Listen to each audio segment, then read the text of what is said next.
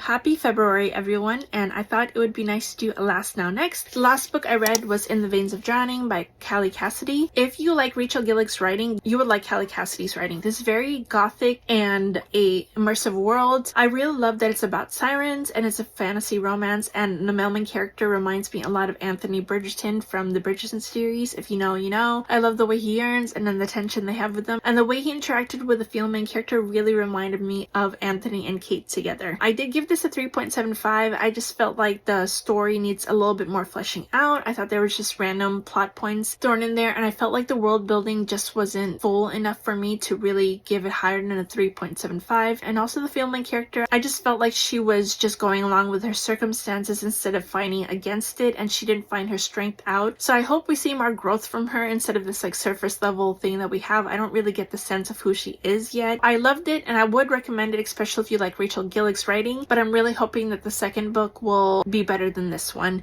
And it's going to be a duology and it's coming out in July, I believe. And then the book I'm currently reading is Silver Cloak by L.K. Stephen. This book follows a character who is a part of this like sort of academy where they are having a wand-based magic system, and also magic is replenished by pleasure and magic is strengthened through pain. And I'm really liking that it's like a unique magic system. We haven't seen a wand-based magic system in a while, and I'm really enjoying it so far. She has to infiltrate into the Blood Moons, who is sort of like a mafia group in this world, and she has a personal vendetta with them. The thing I'm hoping for right now is that I hope we get a greater sense of the female main character. Right now it's just surface level. And I'm also currently reading, I don't know if you saw my last Now Next, but I said I was working my way through the Shadowhunter universe. I did read Infernal Devices and the Last Hour series. Those are my favorite, but I never went through the whole entire universe and I didn't even know there was a reading order. So I'm reading this in preparation for Wicked Powers releasing later on this year. And then the next two books I'm going to read are on my February TBR, and I will be filming a video on YouTube where I read the lowest and highest rated books on my TBR. The lowest is The Last Tale of the Flower Bride, and the highest rated one is Hazelthorn by C.J. Drews. I will be reading this in a future YouTube video I have, and this one's like a gothic, sort of like young adult murder mystery, fantasy, horror. There's like so many genres in this. I can't wait to read this because I'm trying to discover new genres to read, and so I'm making my way through horror fantasy now. And I heard C.J. Drews is such an amazing writer. She also wrote Don't Let the Force In, I believe, and if I end up liking this book, I do want to pick up Don't Let the Force In, and so I can't wait to pick this up.